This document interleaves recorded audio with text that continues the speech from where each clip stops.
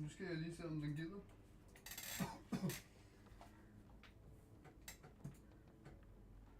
Jo, det vil den gerne. Okay, fint. Vi fortsætter. Jeg har lidt svært ved, at den nu spillede jeg Roblox i går. Endelig. Der er folk, som har bedt mig om, hey, kan du ikke spille Roblox igen? Jo, det kan jeg da godt. Og så kommer jeg ind og spiller Roblox, og så er der bare ikke en eneste, som der er på livestream. Perfekt. Så nu prøver jeg Borderlands, og så må jeg se, hvordan det kommer til at gå. Fik jeg taget den der? Think I missed this class in school. Det er et eller andet, som der kommer til at blive lukket op senere.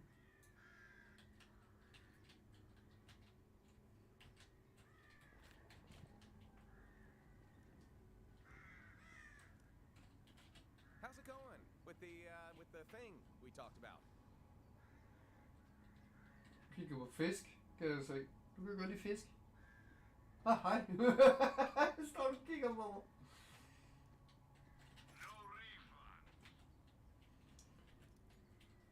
Jamen, så er der opgaver, jeg skal kigge på. Just. Okay, og så har jeg Find Tangerine.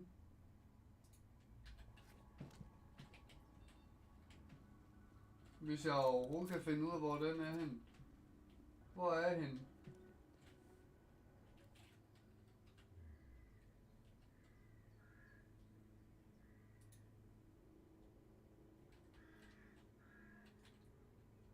Den er i bunden. Den er i bunden her. Den kommer ned i bunden. Hvad? Vælg lidt. Nej. Det er ikke bunden der. Jeg er her. Så jeg skal ned her for at kunne komme derhen, fordi jeg er oppe, jeg er ikke nede. Jeg er oppe. Okay.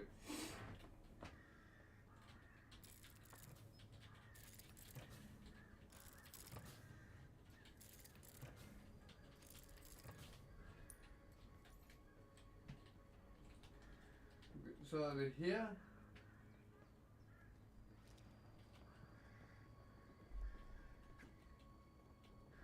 Fordi de er angrebet igen, eller... Fordi det blev de sidste gang blev de angrebet voldsomt. Ej, hvor er jo det halsen. Jeg tager lige en, sådan en her sugetablet.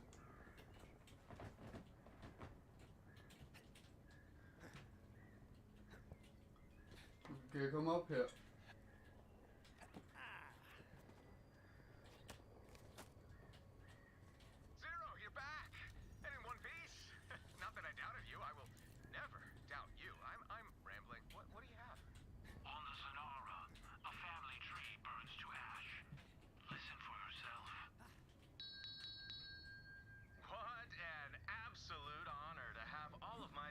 Siblings here today on the Sonara. Yuko, good to see you. Go easy on that nacho fountain though, sis. Isaku, glad you made it. Sana, enjoying the Narian cigars, are you? Don't see Naoko? Maybe she's using the restroom. It's got a dual propulsion bidet. Watch out. It's been too long since we've had a family reunion. Now I know what you're thinking. Why am I wasting your time? The answer is the Zanara, this pleasure yacht, commissioned using my inheritance. Sporting technology and wealth plundered from the corporate war. Our mother and father gave us everything, didn't they?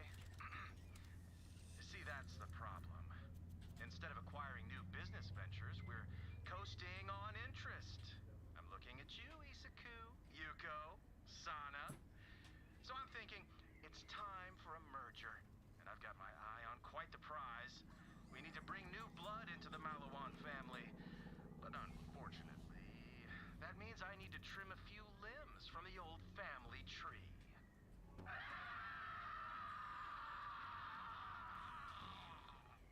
Holy crap, he just murdered his entire family? Zero, what was he talking about? All that, time for a merger? With Doll? Hyperion? What the fuck? Zero, tell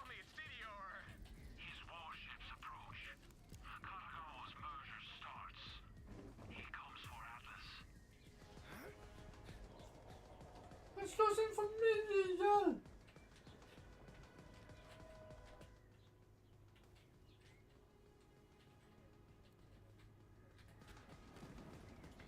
Så er man altså... Så er man mission. Det er man altså. Okay, kan jeg komme op der? Det er godt. Jeg skal herover først.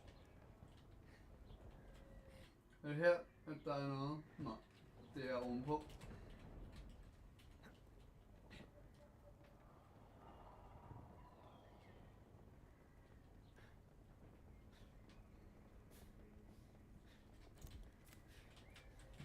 For a while after I found the vault, Atlas kept me on retainer, which is a fancy corporate word that means we'll pay you to sit around and do buckus. My contract had something called a non-compete clause, which I didn't read. Who reads contracts anyway? Big mistake.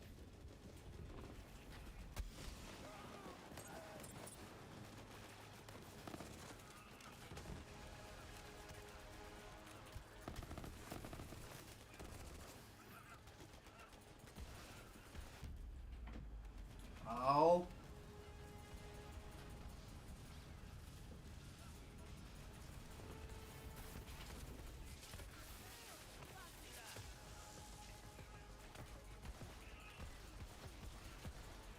Hvorfor mister de ikke liv? Er det en boss eller hvad?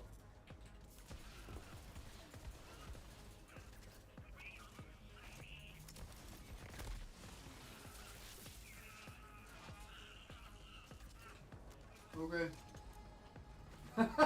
Så er han først derinde.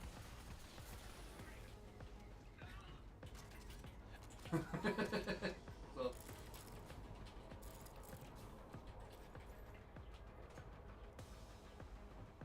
Nu fik jeg noget.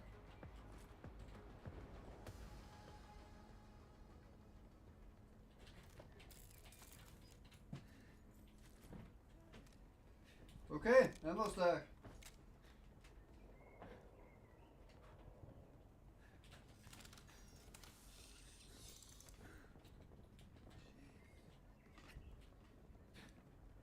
Du er en soldat, du kan godt løbe.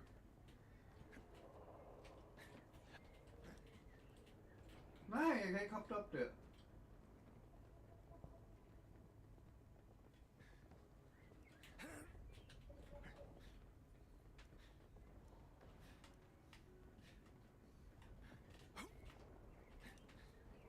Det var der, jeg skulle hen.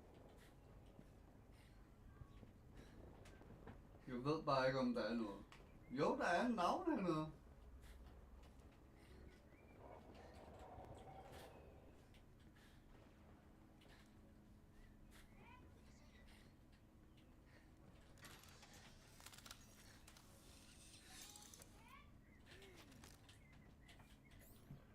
Okay, nyt våben. Sniper. 205. Okay, nej.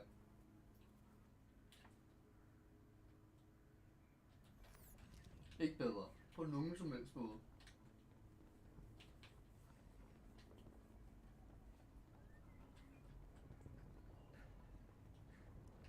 Nå, i det mindste har han fået bygget basen op igen. Og fået fjernet sin overskæg. Kan jeg få den der lidt længere ned?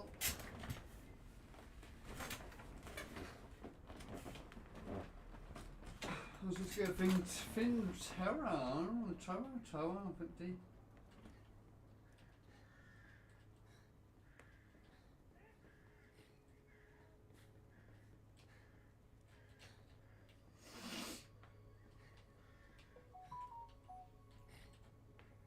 Okay, min mobil ser ud. En sms.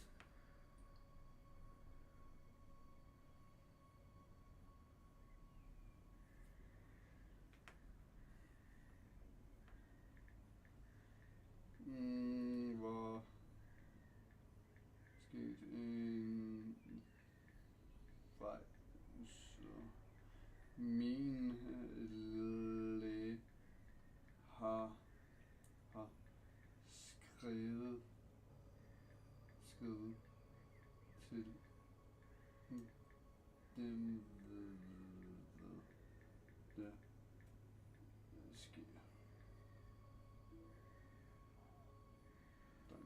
Goddags med dig, danske bæver. Okay, din kammerat er død her. Det ved du godt, ikke? Hallo, din ven er død. Kan du måske fjerne ham, før han begynder at lugte her? Okay, det ser ud som om, han har ligget der en stykke tid.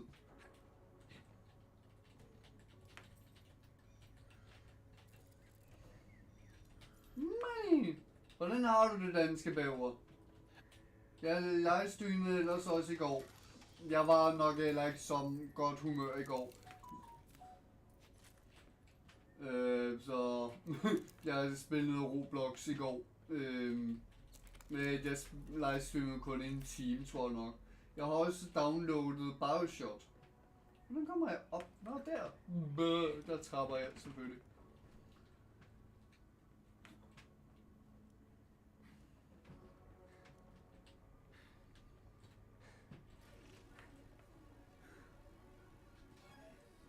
Kom nu. Nej. Au.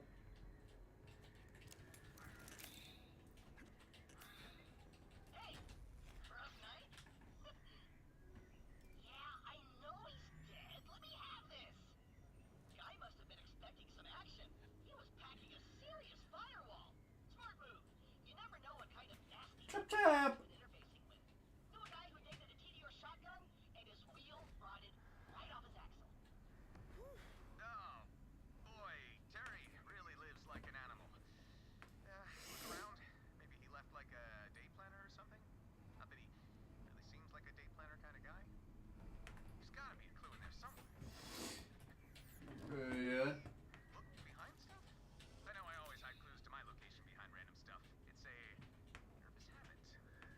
Men nej, jeg har også downloadet Bioshock, som sagt. Jeg ved bare ikke, om jeg kan livestreame det.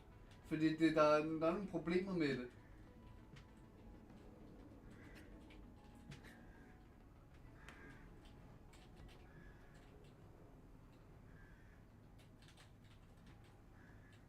Og vent nu lidt. Den siger, at vi skal... Der. Hvad ved jeg da ikke?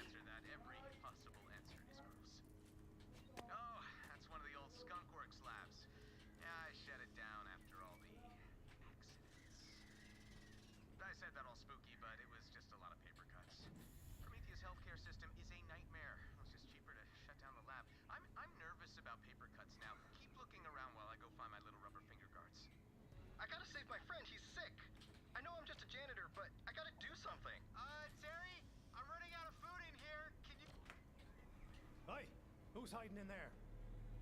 You are Terry. Hvornår har du tænkt dig at streame noget andet? I går, faktisk! I går livestreamede jeg Roblox.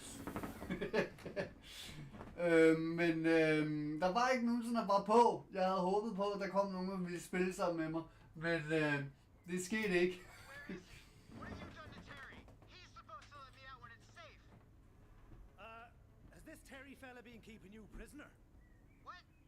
Jeg ved ikke, hvad jeg skulle streame, som er 100%.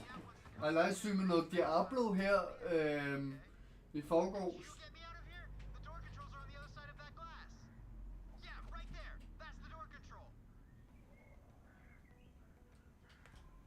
Jeg ved ikke, hvorfor du ikke var der i går. Jeg livestreamede i går. Der var ikke en eneste på livestream.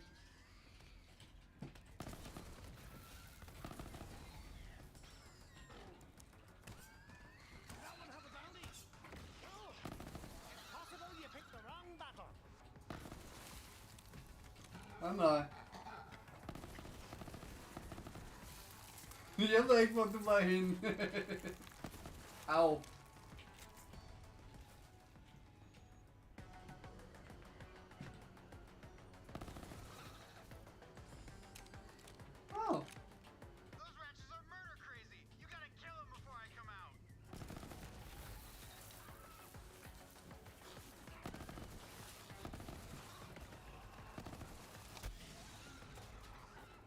Okay.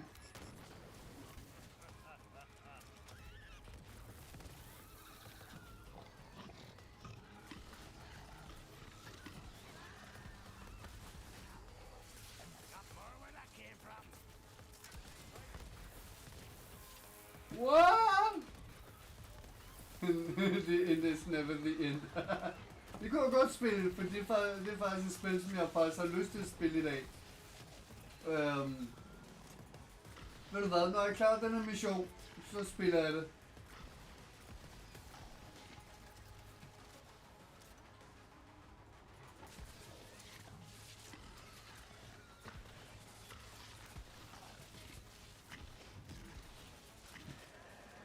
Yeah. Nå, okay, danske bæver. Men jeg håber på, at du får en god dag.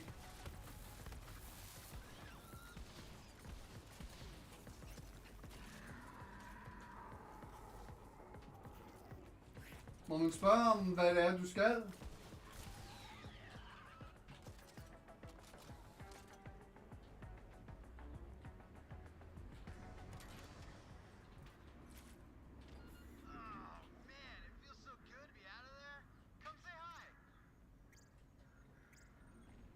What?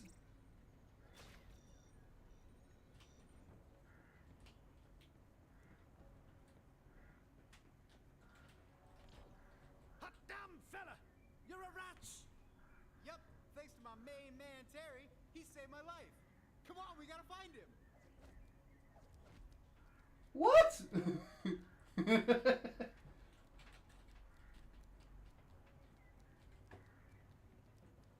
Ah, no!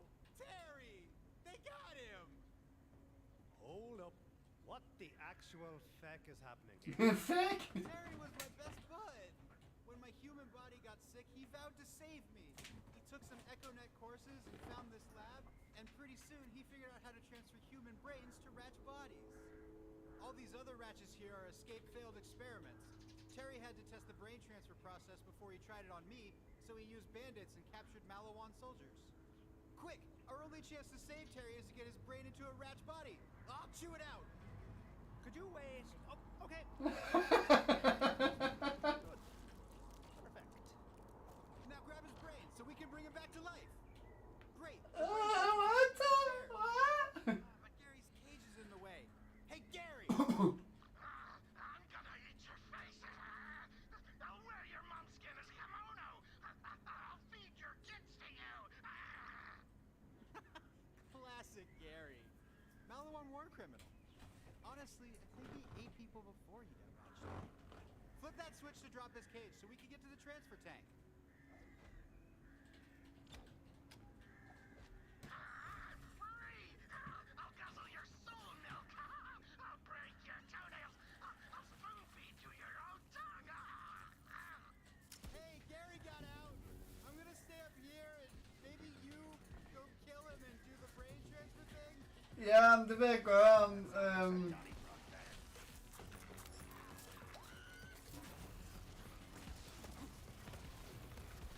Jeg skal slå Gary ihjel. Jeg skal slå Gary ihjel. Hey, Gary's dead. Awesome. Now go put Terry's brain into the transfer tank. Time lost is Terry lost. Wow, hvordan kommer jeg op? Ja, okay. Goddammit. Jeg tror ikke, det er en lang mission, det her.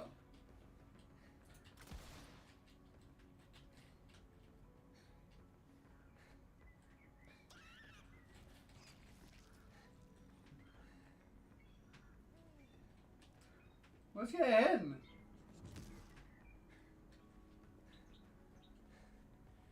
Skal jeg ned igen? What? Jamen, what?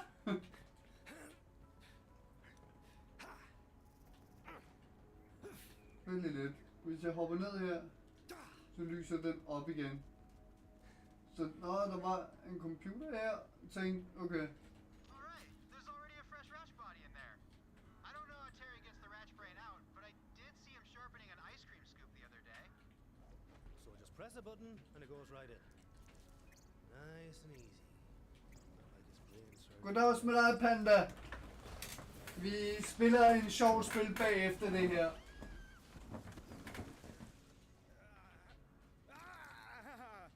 Terry, it's Glenn! Can you understand me?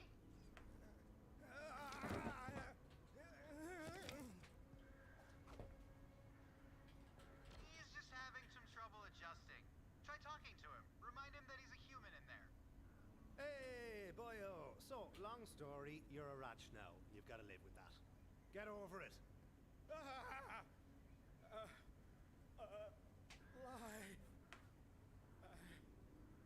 Glenn? I'm alive! Glenn, I'm alive! Yeah. Be back, I'm alive! Harry, we did it, buddy! We survived! Hey, rescuer, I got a thank you present for you. Okay, so I finally found the little rubber thing that goes in your thumb, and you are not gonna believe where. Whoa, talking ratch. I'm talking ratch. On this. Actually, you know what? Don't tell me. Plausible deniability. I'm just going to do some CEO stuff and look the other way. We found that cool Atlas weapon prototype when we moved into the lab. Okay. But it only works with, you know, hands and stuff. So enjoy. Godt quit. Og så skal jeg så huske med, hvor langt vi egentlig kom i spillet. Som jeg overhovedet ikke kan huske. Jeg ved ikke, hvor langt vi kom i det.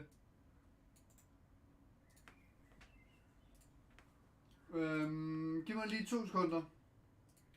Giv mig lige 2 sekunder, og så skal jeg lige ind og ændre på, hvad det er, vi sidder og spiller.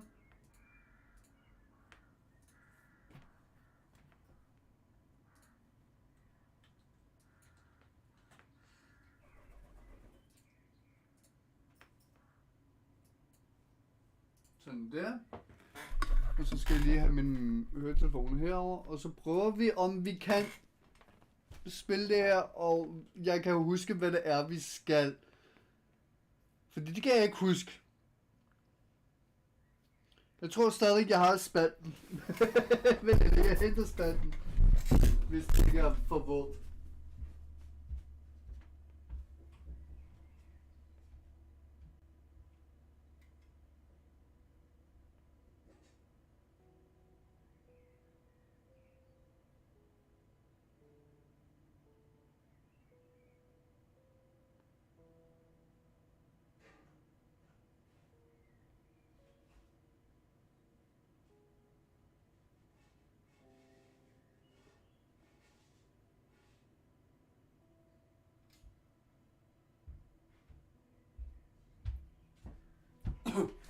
Og Panda, du kommer ikke til at kunne forstå noget som helst af det her. Fordi jeg har en spand her. Min spand. Du kommer til at se, hvad det er, jeg mener med det.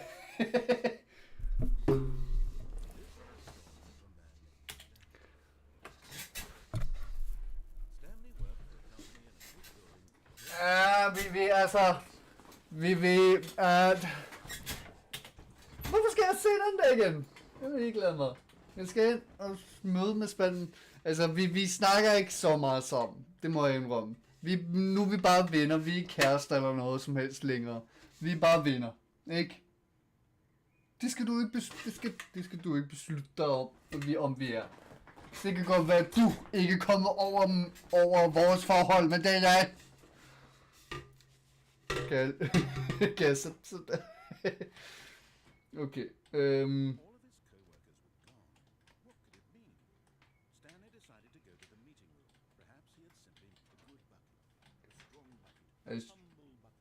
Bucket. Okay, nu skal jeg prøve at huske. Jeg skal prøve at huske det her.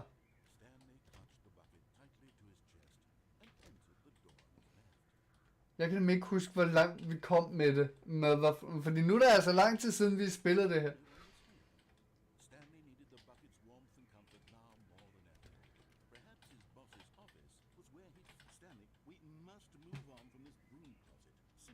Okay, den har vi allerede haft.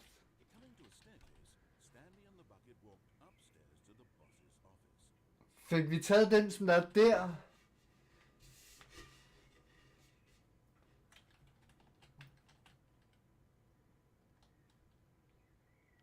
Kan jeg måske skrue lidt op for spillen, selvfølgelig kan jeg det.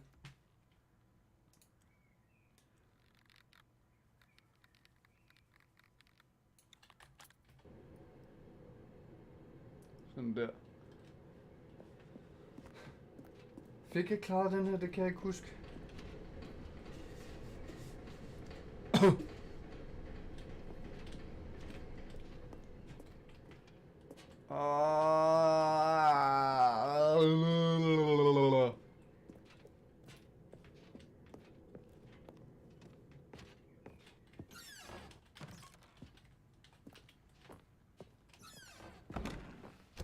Okay, vi skal prøve at lukke døren her. Vent, jeg vil godt være for en, vi ikke har fået. Stepping into his manager's office, Stanley was once again stunned to discover not an indication of any human life. Crushed by the weight of this revelation, Stanley may have broken down.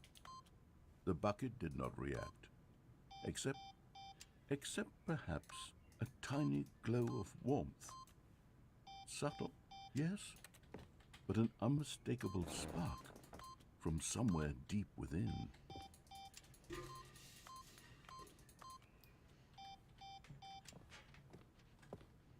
Jeg kan ikke huske koden.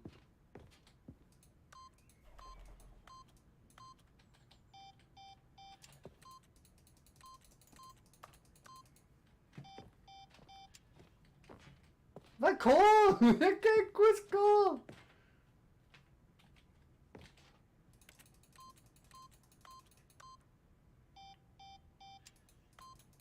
Så pølse, nu skal du lave pølse. Stanley just sat around twiddling his thumbs. Trying to input anything on the device was useless, since he could never possibly know that the combination was 2845. But Stanley guessed the correct by sheer luck. Except that the bucket knew all along. Was the bucket guiding him?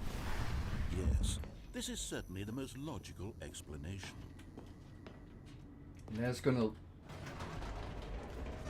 Bucket! Jeg har bare ikke sådan en hang. Det er lidt irriterende, fordi så ville jeg kunne holde den sådan der. Det har jeg ikke. The elevator raced downward, plummeting towards an unknown fate. It would be all Stanley could do to keep himself together, if not for the bucket. For the bucket! Comforting him, reassuring that in this darkest I moment love the bucket. he would be all right. The bucket is here for you, Stanley. Everything will be fine. Og vent nu lidt.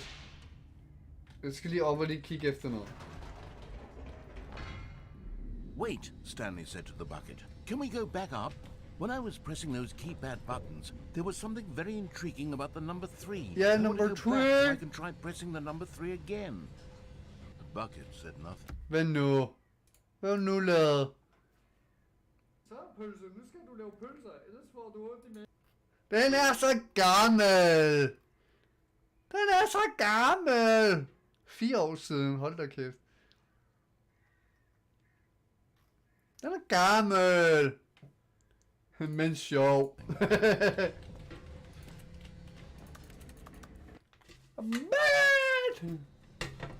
This was a shock to Stanley, who had always felt such a connection with the bucket. How was this not as exciting to the bucket as it was to him? Jeg synes 3 er Well, godt. here we are, said Stanley. Now I'm going to try out that number 3 button. He took the bucket over to the keypad and began absolutely slamming on the number 3 over and over and over.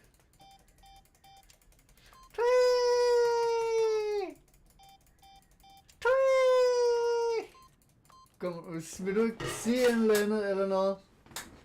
Hallo? Twee.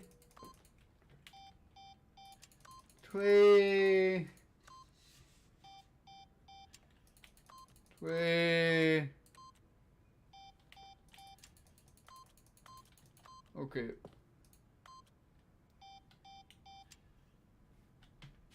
Yay! Jeg føler sådan en dejlig varme ud af det. Perhaps the bucket had missed something.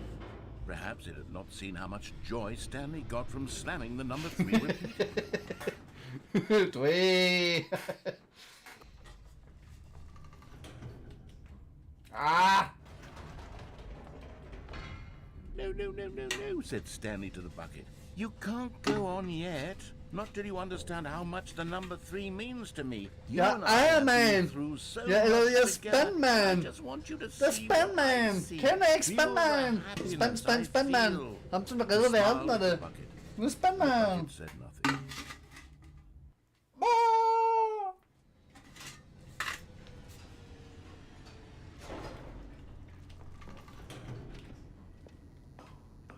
Hvad fandt jeg ud? Hvad?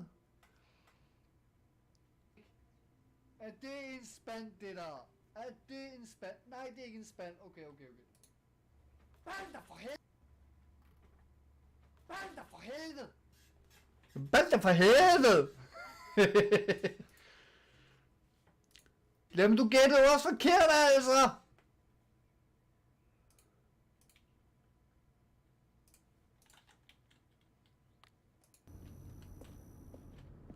Balder! Here we go, said Stanley. This time I'll really show Balder for you. helvede! He ran to the number 3 and began to wail on it like a musician on a beloved instrument, weaving a concerto of truth and passion. He wielded the number 3 like a fine artist would wield a paintbrush. He told stories through the number 3. Jeg tror, jeg skal lave Stories of tatovering af dreams and 3. hopes and fears. And the whole time, he looked to his bucket for a reaction of some kind. Anything to let him know that the bucket appreciated what he was doing. The bucket conveyed absolutely nothing at all. Only silence. Crushed by a wave of dejection, Stanley returned to the elevator. For dårligt. Jamen... Så jeg må ikke have en eller anden, jeg kan nyde og have det sjovt med. Stanley and the bucket were so close. Det handler kun om dig. One another. Why suddenly could the bucket not connect with this passion of Stanley's? The question caused Stanley to ruminate the whole way down the elevator. He knew that there must be a way to get through to the bucket, to communicate fully with his dear friend. Surely there was a solution, mustn't there be?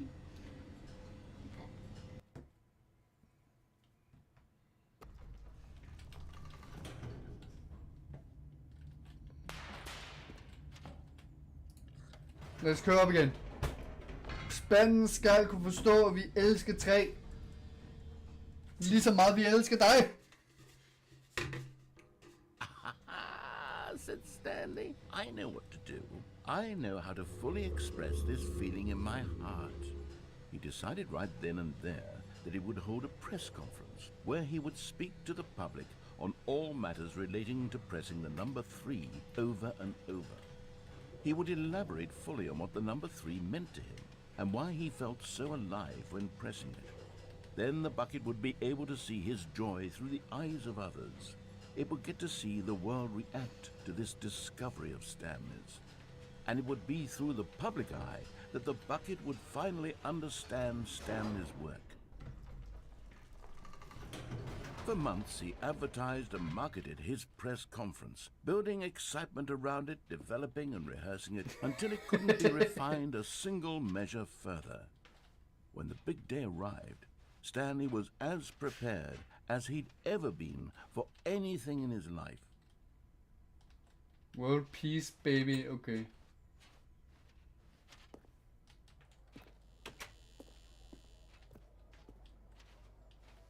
This was it. One last chance to win the bucket over. One opportunity to share a true connection with a loved one. Okay.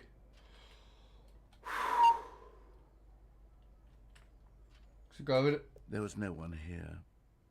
Nobody had come to the press conference to hear Stanley speak, to listen to him talk about what it really means to press the number 3 on a keypad over and over. He was unloved, uninteresting, he was a failure, and in that moment Stanley knew that the bucket would never again take him seriously. There would be no connection, no deeper understanding. The bucket merely sat there in his arms, indifferent.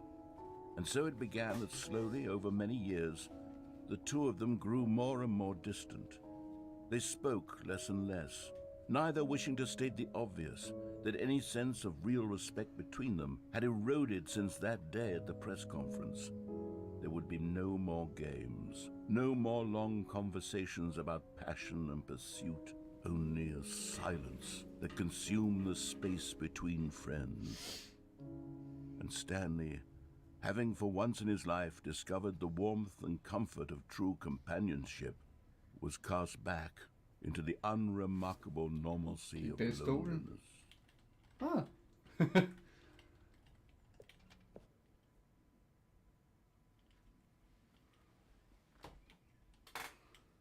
Ja, er der en edderkop eller sådan noget? Er der en edderkop? Kig bag stolen. All of his co-workers were Okay, gone. nu... What Jeg could it ved mean? simpelthen ikke, hvad det Stanley er, decided to go to the jeg meeting room. mangler.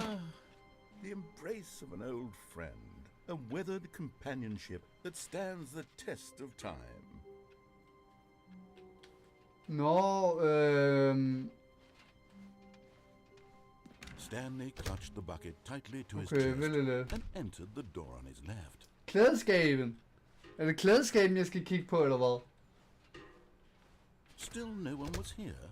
Stanley needed the bucket's warmth and comfort now more than ever. Perhaps, Stanley, we must move on from this broom closet, simply because I have no remaining stickers. If I did, you can guarantee we'd be in here for hours. But alas, no stickers. Men er du sikker?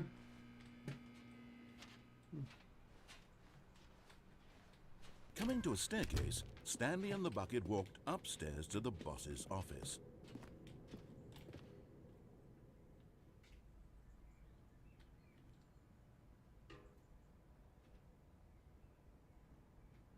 Nå, okay. Den er bare så lang. Så skal vi se den igen.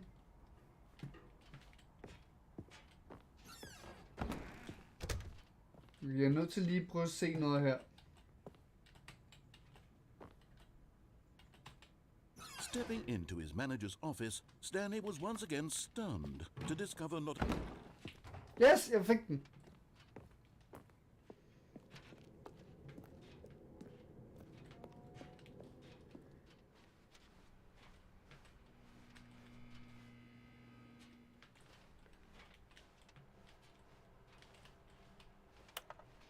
Er der noget specielt ved den? Er det noget, som du måske kan skrive, hvad det er?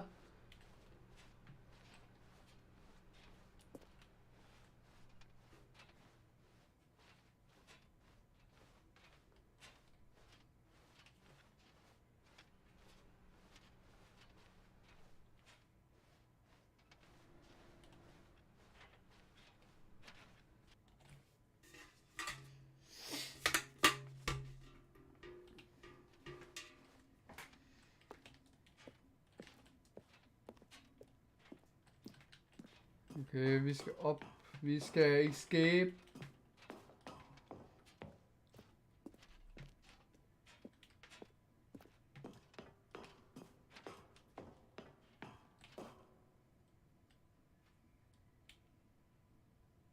Nå, ja, det kunne da godt være. Det så jeg ikke engang. Der stod 3. Det var det eneste, som jeg så. Jeg ved faktisk ikke, om der er nogle steder, hvor der er en kode. Men man skal skrive det ind.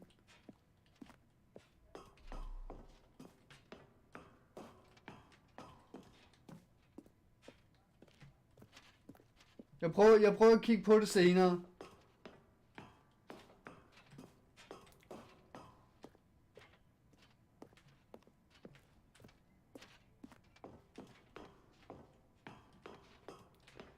Hvorfor skal der være så langt?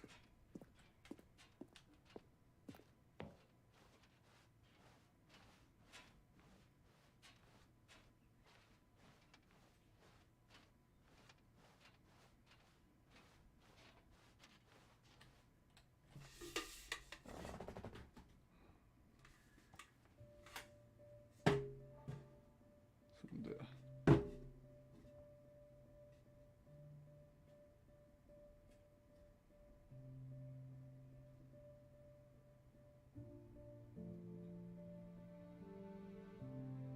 Farvel.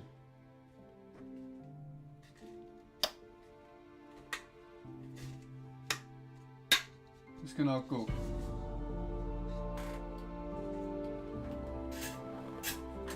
Farvel. Min spand. Der er kun plads til én.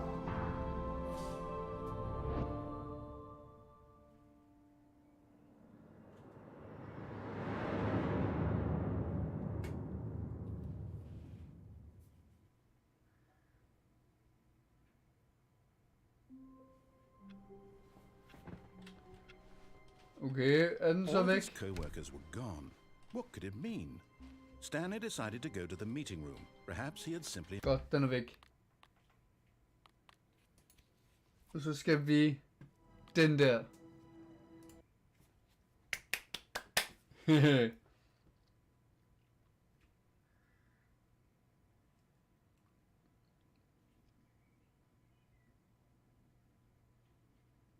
Many years later.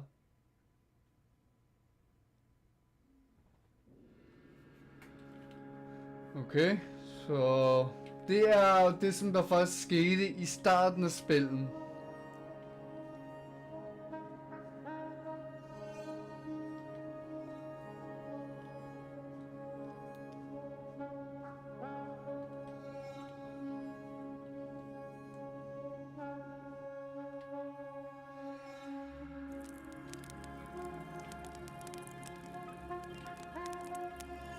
Varme!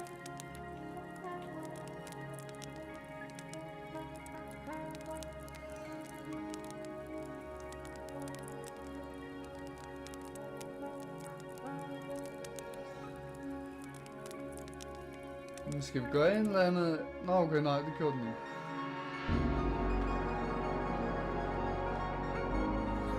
Der stod der over det hele! What the heck?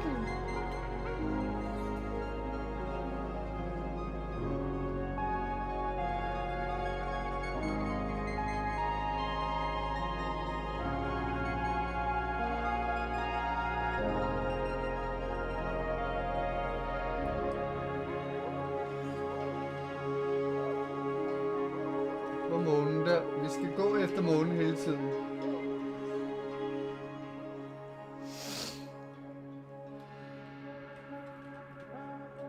Solen!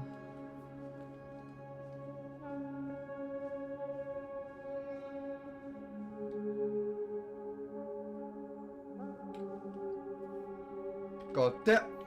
Der! Vi har den! Vi har den! Vi har den!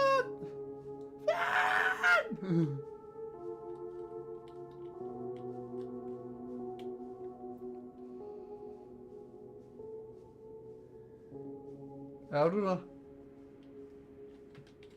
Spand! Ja, vi fandt spanden igen!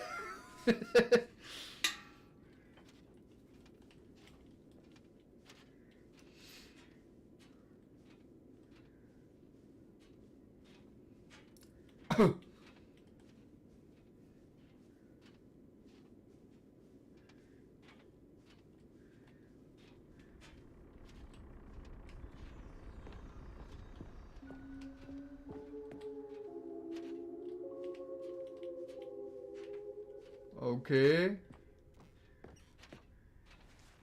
Det er creepy det her.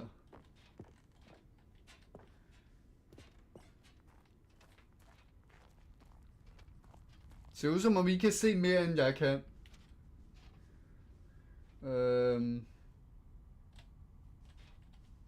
Like so many and I joined my time with okay. Er han så væk eller hvad?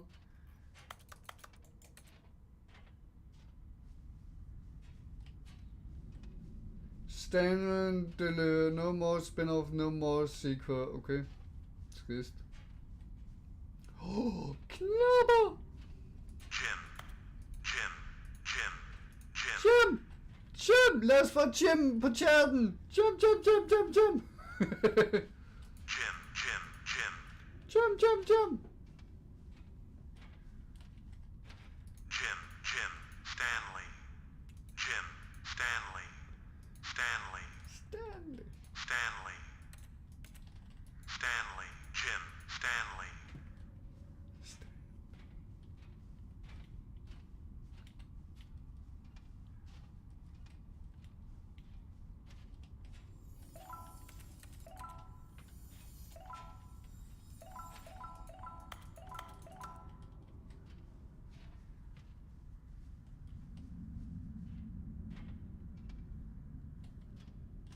What?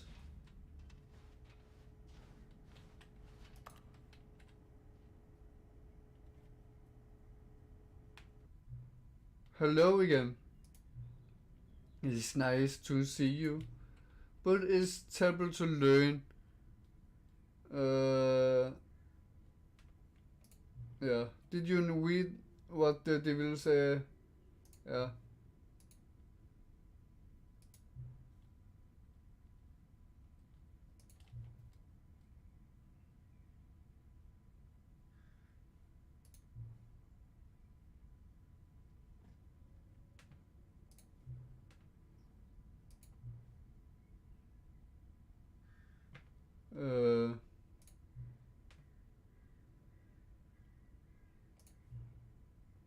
Okay, så okay.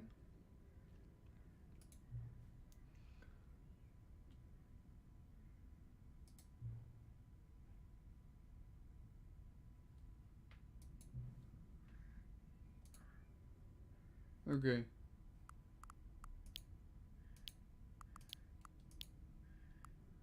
Lord of the Spider.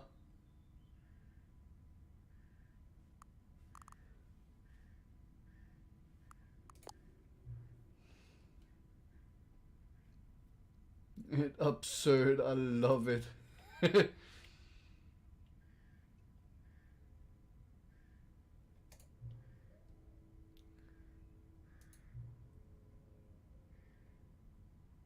Okay, så vi har en spil, som der hele tiden er nyt.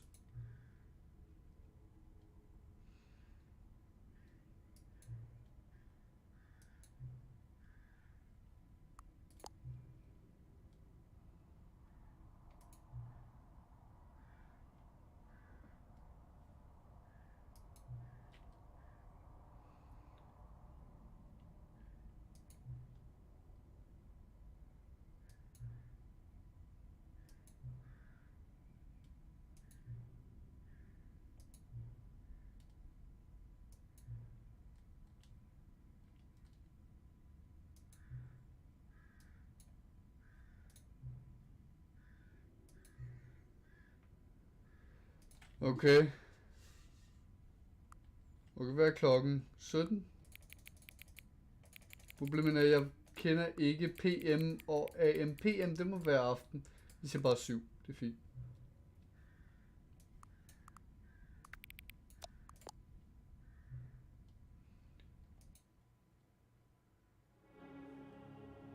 Lord of the... Okay, hvad, er der så noget nyt, som der er inde? Jeg fjerner lige den der. Så vel spændt. This is the story of a man named...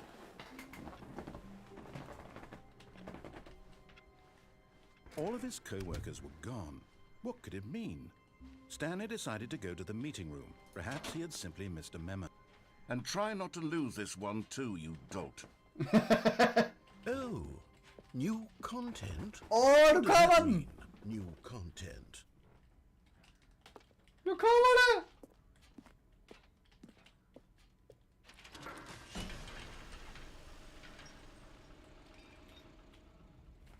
Okay, lad os se, hvad der sker. 5:53. Var det kode? Eller hvad?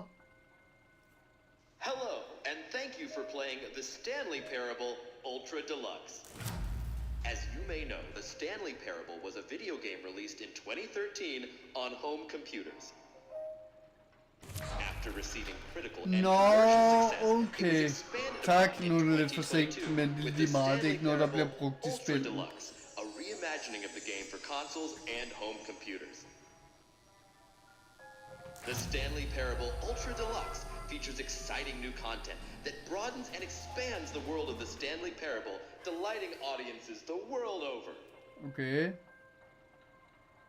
Please, step inside and see what thrilling new adventures await in the Stanley Parable Ultra Deluxe. Oh, well, this sounds delightful.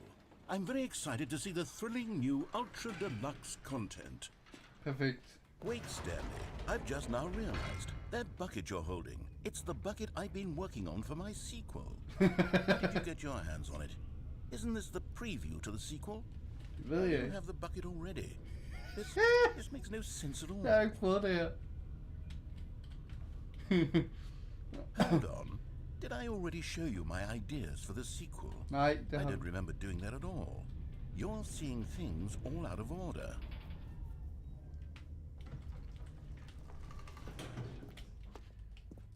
Hvad så vi? Ej! All right, let's see. It's the jump circle. Vi kan ikke engang hoppe.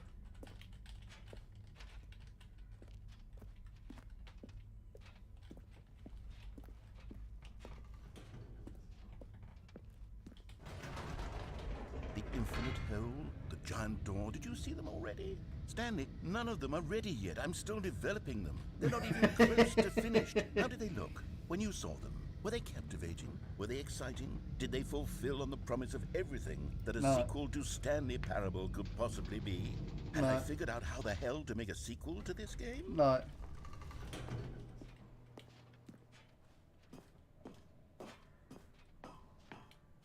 Wait, if you're still carrying the bucket around with you, if the bucket is interesting to you, that means I must have made it correctly. Nej. Yes. You carrying the bucket with you everywhere is exactly what I set out to accomplish. The bucket is the exciting and captivating new content that I promised. I did it! I win! I made a sequel to the Stanley Parable! Yes, the sign is correct. Thank you for enjoying the new content. Thank you for taking the bucket everywhere with you, clinging tightly to the bucket, never letting it go. It means I've won. It means I am victorious over the game. It is a sweet-salve victory on my soul. Thank you for enjoying the new content. The bucket is the Stanley Parable now. They are one and the same. There is no Stanley Parable without the bucket. I win, I win, I win, I win, I win, I win, I win, I win, I win, I win. I win. Han er en glad mand. All of his co-workers were gone. What could it mean? Stanley decided to go to the meeting room. The bucket made Stanley want to be a better man and a better co-worker. In time, perhaps, he would become both of those things.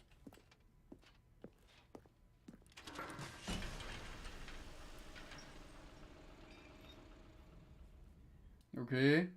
Jeg ved ikke, hvad der kommer til at ske nu. Jeg har ikke prøvet det her.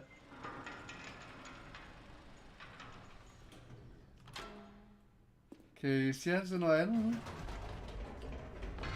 You see, Stanley, I've been reflecting on the Stanley Parable and about how roundly disappointing this ultra deluxe version has turned out to be. The original Stanley Parable was a landmark, and any new content for it should live up to that legacy. So forget this ultra deluxe nonsense. I say we take it one step even further. Which is why I'm very proud to announce for the first time ever, the Stanley Parable 2. Oh. Det har vi så allerede set. Yes, you see, isn't this far superior to a measly re-release with a few minor additions? Think of all the new territory we'll cover with a fully fledged sequel. An entirely new experience, built from the ground up. Why, there are so many possibilities. It could go in so many different directions. Jo. This is what fans have truly been asking 2 plus for. 2. Now, Nej, 2, to be clear, I haven't quite nailed down what exactly the Stanley Parable 2 is going to be, but let's take a look at some of the features I've been developing for it. I figure that if I can loosely organize a handful of interesting concepts, then surely the game will sort of naturally spring up around them. It Er det ikke den all dør, works han itself out. arbejder i? Game development is Der much står more of a fuzzy 422, magic okay, than 27. anything scientific or logical, really.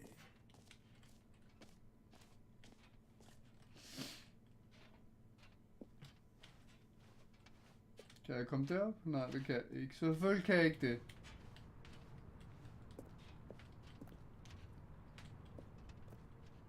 Okay. Here we are. Go on. Try out some of the new features.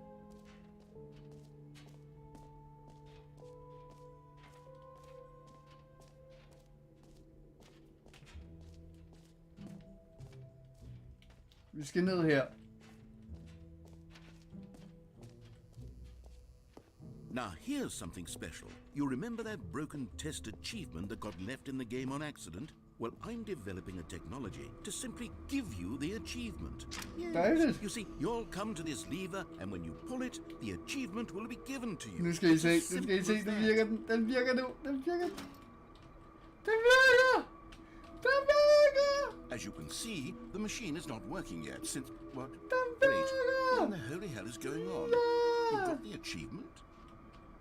Why did the machine work? Stanley, I didn't fix it. I didn't do anything to it. I swear, it was broken just a second ago. Who fixed it? Is someone here? Are we being watched? Oh, God. Composure. Composure.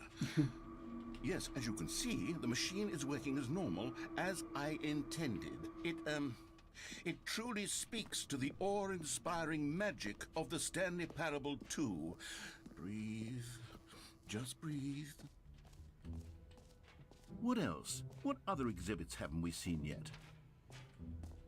Okay, vi tager lige denne her. Okay, I'll be honest, I haven't yet decided on this one. I think that So, in the then new the- version, the office could use a bit of decoration, like balloons. But I've decided on Get Well Someday and Happy 12th Birthday. Which would you go with? Du skulle lige have noget mad. Oh my god. You know, sometimes when you solicit another person's opinion, it Du makes går you glip af det realize that you hele. knew which one you actually really wanted. Der or var kvinder, og der var druk og fest og alt muligt. Og så, det er jo jeg tror kun, det kun er mig i hele universet, som der har set det. Maybe I should have gone with... No, I've made my decision. We're moving on.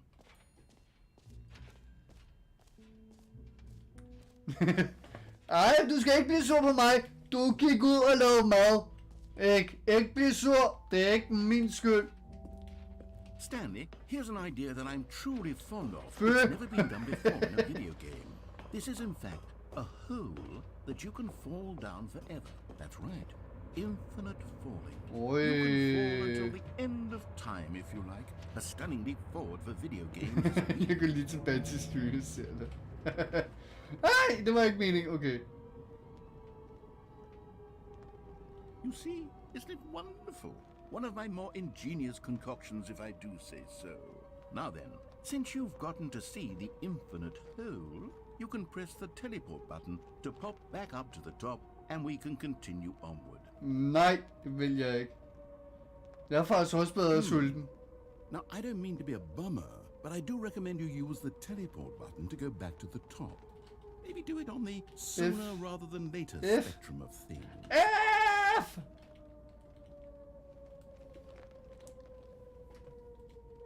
Okay, Stanley, I don't know quite how to say this tactfully, but it's possible that I slightly exaggerated the infinite nature of the hole. Is it a very, very deep hole? To be certain it is. It's an extremely deep hole. I don't want anyone to say that it isn't an astonishingly deep hole. It is. Is it infinite? Well, that sort of depends on your definition of infinity. From one perspective, the infinite is merely philosophical in nature. It's more of a... Okay, well, good for you. You found the bottom of the hole. Hvordan overlevede jeg det You found her? out, Stanley. I'm a liar and a cheat, and you're so clever. Look, I think the issue here is just that you're unusually fascinated by falling. Det er så, okay, det er fordi det er så hemmeligt. Det er så hemmeligt, at streamen ikke vil vise dig det. Det er kun dem, som der har set det. De har det for altid. Nemlig. Det er kun medlemmer, som der kan se det. Det er ikke min skyld. Det er Twitch skyld. Lyver du? Ej, jeg kunne aldrig finde på at lyve. Jeg lyver aldrig.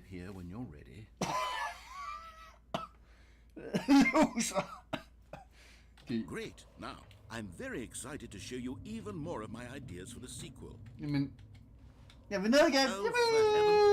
You see, I was right. The problem is you. The problem is that you like holes too much. Jeg kan godt lide huller. A normal person would have said, yep, that's an infinite hole right there. Goes on forever till the end of time. Don't need to see it all, but not you. Oh, no. You have a weird sort of... Oh. Did the hole seem even shorter to you? Den var this time? kortere. I couldn't help but feel like you Jeg spent a little lyver less aldrig. time Jeg here lyver than you did aldrig. Admittedly, I didn't make an infinite hole, but I didn't think it was that not infinite. Well, I suppose once again there's nothing to do here. If you decide you've had enough of the hole, you can hit the teleport button and come join me up above. Had enough? I'm positively thrilled. I really do have so much more to show you and to talk about, and I've had enough of the hole for a lifetime. Bare fordi du siger det, så hopper jeg ned igen. Gosh, how could I have guessed? You're back in the hole. Nemlig, Panda. Jeg lyver aldrig. Wow. Okay. Yes. I'm starting to become extremely certain Du er that en the hole is not only not infinite, ond but that menneske. it's growing. Hvad sætter du nu? Problem is that you like holes too much. Jeg kan godt lide huller. Normal person. Problem is that you like holes too much. Jeg kan godt lide huller. Normal. Jeg kan godt lide huller. I love huller.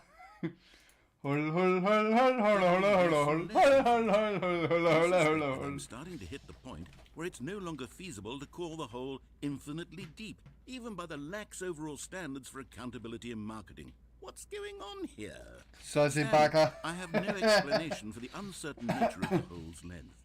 Here, let's try something. Let's pop back up to the top, and we'll see if it gets any shorter. Well, there it is. The shame of my life. Not only is the hole Bam bam not bam infinite, bam. but it's barely even Bam bam bam curved. bam bam bam. It's Bam more bam of a bam concavity, bam. or even a very aggressive divot. Eh. How is this still appealing to you? Yippee, I know hul, you're obsessed hul, with hul. holes, but at this depth, Ba ba ba I ba just ba can't ba see ba. this Hul, scratching hul, itch. hul. Bam bam bam bam bam bam. Who am I to Hul, hul. judge? Hul, hul. You just Jeg do elsker whatever hul, it hul. is you're here Hul, to hul, do. hul, hul, Hit hul, the hul, hul. teleport button when you're ready Nogen to som der move også on. smøger der.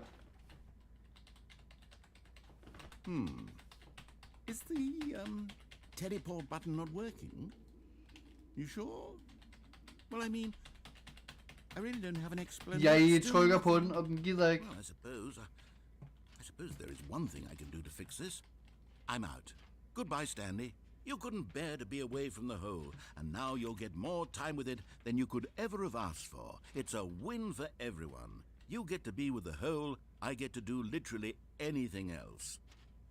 Take care, Stanley. I hope you and the hole have a wonderful rest of eternity. Nej, han går! Jeg har faktisk sådan en her. Men nu kan vi ikke komme op alligevel. Jeg har sådan en her. Det er hat girl, eller hat pige ting. For spillet, som der hedder Hat in Time. Super fedt spil. Hullen er min nye kæreste. Ja, jeg slår op med jer! Ah!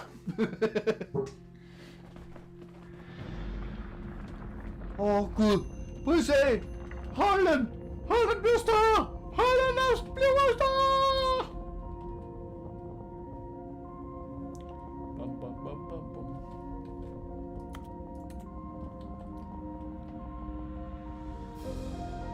Dun, dun, dun, dun, dun, dun, dun.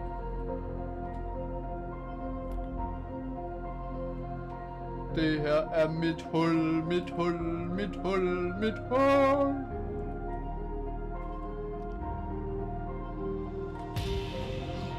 Jeg kan se spanden.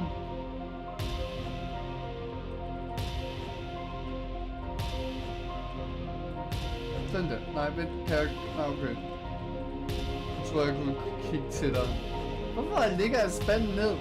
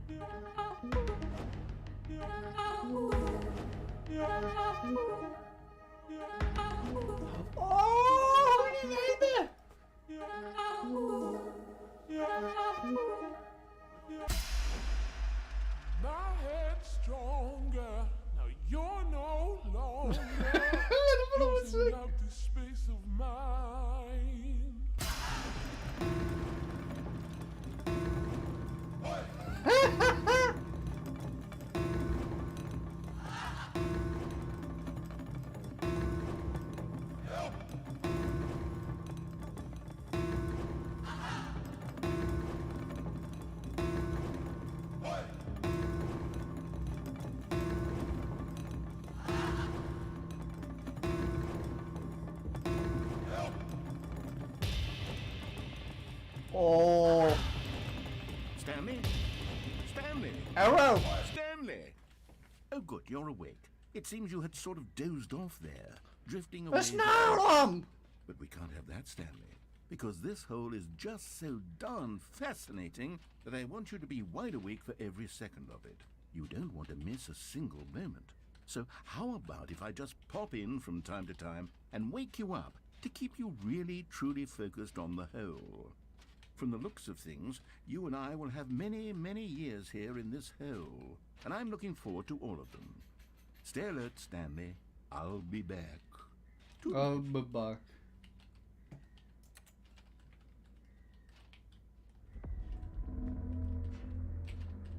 Gør den det igen, eller? Nej, hvad? Nej, den starter forfra.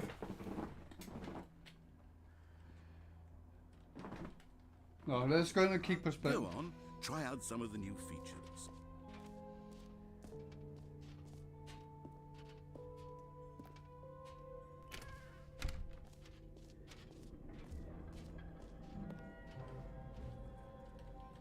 Spændende.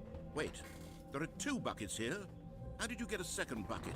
Oh no, the warmth and comfort of a single bucket is already so great, so intoxicatingly wonderful. With 2 buckets, there's no telling. Stanley, can you still hear me? Are you with me? Stanley! Oh, thank God, I didn't lose you. Stanley, the power of 2 buckets was too much. I had to destroy both of them. I know how much the bucket meant to you, but I couldn't take the risk. I hope one day you can forgive me.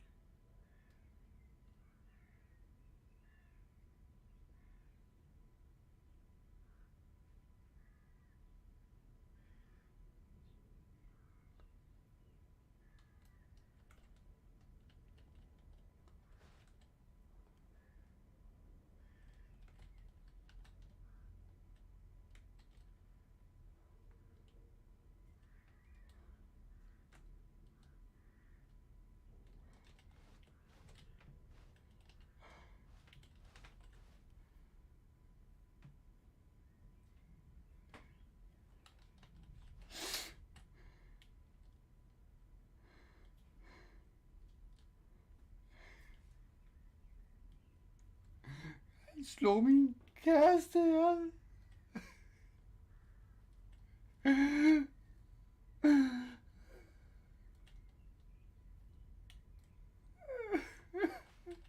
Jeg kan ikke godt tage min hak med.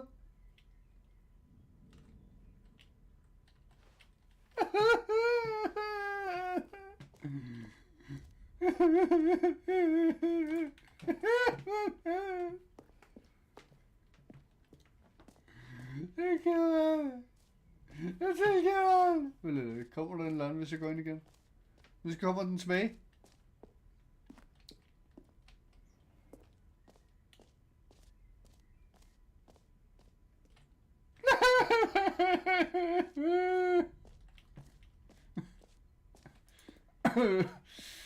Det er simpelthen den sjoveste dag nogensinde.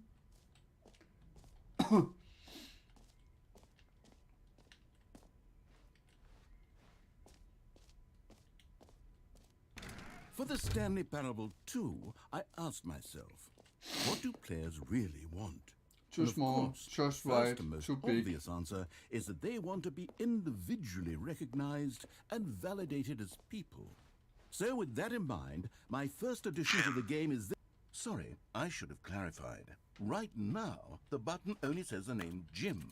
But of course, in the final game, this button will say your name, whatever name that is. Here, let's have you roleplay as Jim to really Jim. simulate the Jim, full Jim, Jim, Jim, experience Jim. of this feature. Just Jim. play along. I promise you'll love it. Okay, here we go. Let's take a deep breath, clear your mind, forget Jim. whoever you are, Jim. and simply become a person named Jim. Jim.